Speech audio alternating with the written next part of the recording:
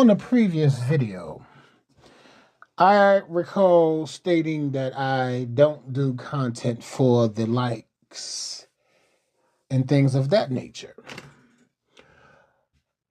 And that's true.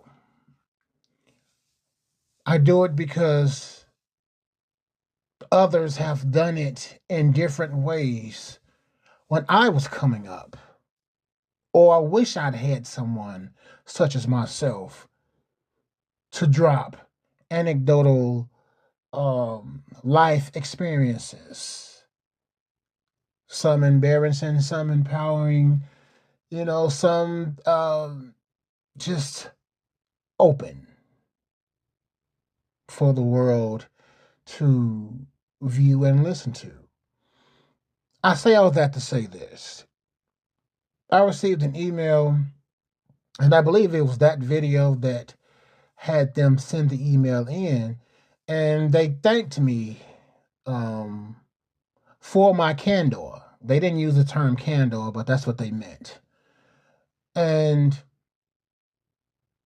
I reply, in that message, I ended up replying,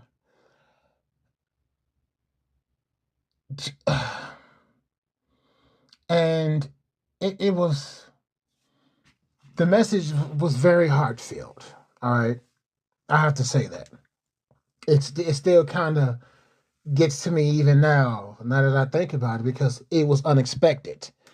I've seen comments, both online and in emails, of people liking the content,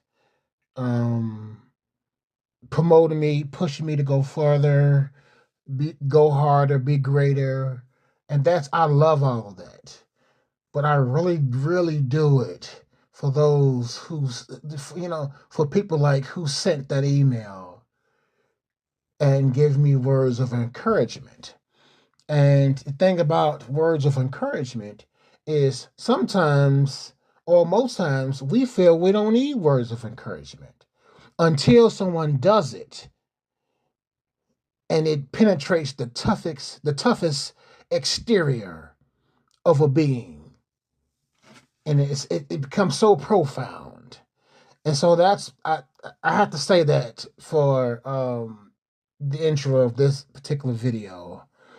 I ask that you subscribe and continue to like, because that's exactly, even though I don't do it for that, I do it for that, if that makes any sense. Not only that, that's how things are done on this particular platform. So, go ahead, subscribe to the channel. It's free, and the same goes for the like button. Why? Well, it helps share the content with others who are interested in personal and professional growth. Simply put, let's stop the self-deprecation and negative thoughts. On to the video. What is thinking? It refers to as the aforementioned self-deprecation and self-degrading thoughts that we beings at times may have when it comes to ourselves. For example, during a conversation with a woman, she says something like, you may be too good for her, or that you seem perfect. She might be right, as she knows herself better than I do. So who am I to distrust or disbelieve what she is clearly telling me?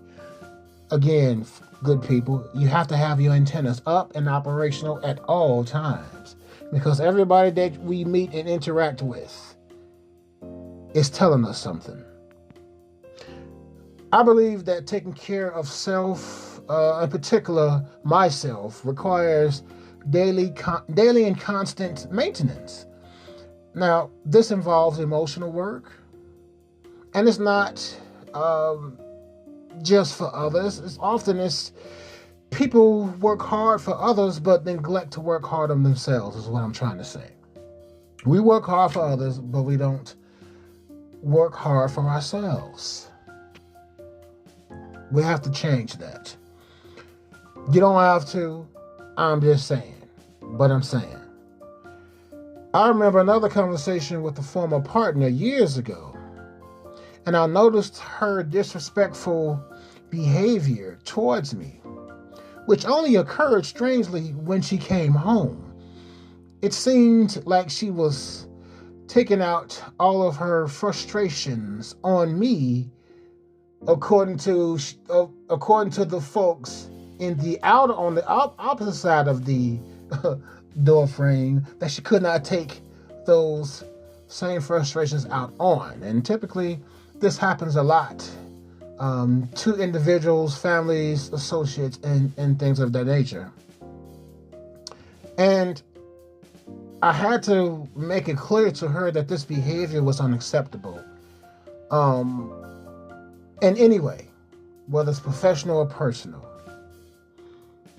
And true to form, she became even more out of pocket. Until I said to her, I'm sure that you don't have such vitriol for your employer. So cut that shit out here. And, understandably, she stormed away fuming, but later returned to me to apologize and admit that I was correct. And how she wanted to get back to how things used to be before all of these things started, occurring at that time. And I had to help her understand that time and change are constant with no do-overs.